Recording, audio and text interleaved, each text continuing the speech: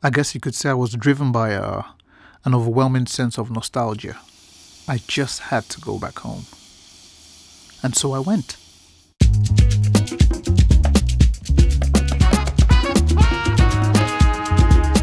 I've always tried, I've made it a point to kind of showcase my ethnicity with my work, to share part of who I am, and some of the places and some of the things that have shaped me to be the person that I am. I was born in London to Nigerian parents and taken back there as a child.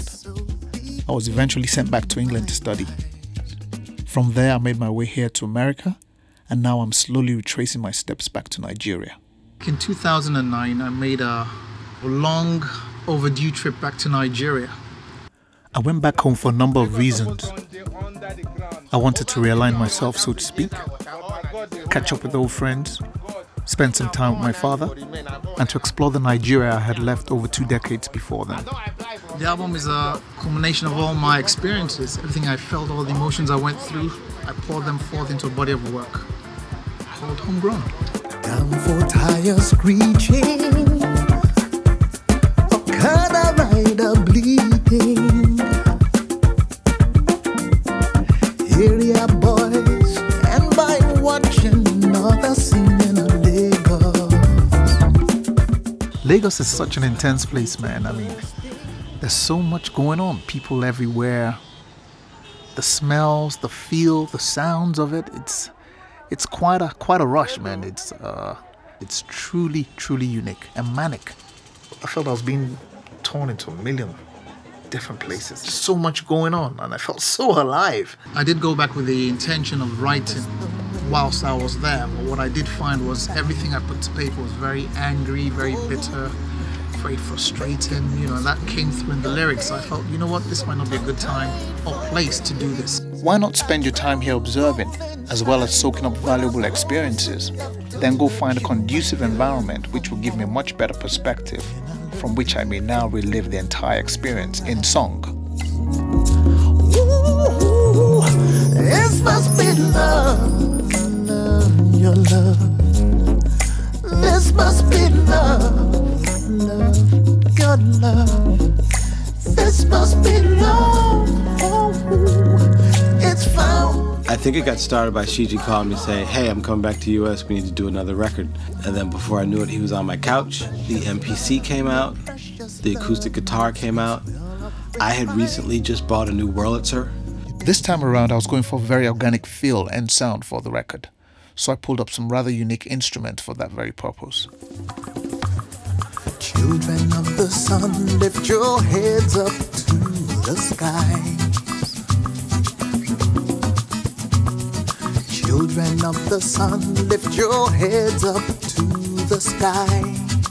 The first few songs had the same vibe of lots of percussion put together with nice, warm, vintage vibes, along with a little bit of that warmth from some synthesizers that we were using. The first thing I'll do really is I'll grab a percussion. I'll grab a shaker, a pandero or something, and I'll lay down a groove, and I'll begin to build on that.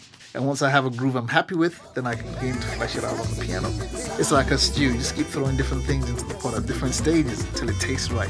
Children of the sun, lift your heads up to the sky. Oh. Children of the sun, rise upon the... I made a conscious effort this time around to ensure that the rhythmic aspects of the music were brought to the forefront, more so because of where I was coming from. To me, Nigeria, Lagos seemed to kind of move to a certain pulse. It was very musical, and there was always a rhythm.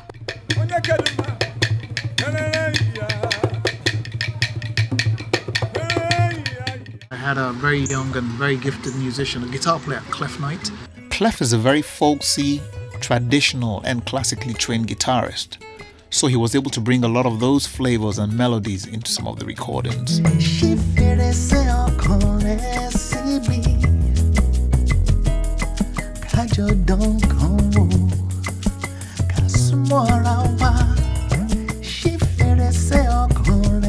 We brought in a great pianist, Courtney Bryant, to play Hammond's C3 organ. at Bill Laswell and Grandmaster DST's studio in West Orange, New Jersey.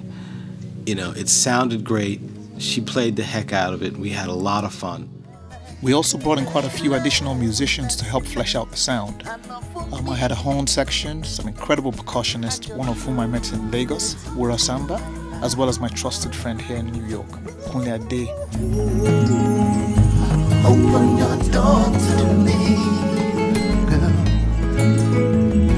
Make real love fantasy. Come let me into your world, my love. Whilst in Nigeria, I started the genesis of what will become my documentary project, Elders Corner. The documentary essentially is a musical journey through key moments in the nation's history, through the lives and work of its foremost music icons.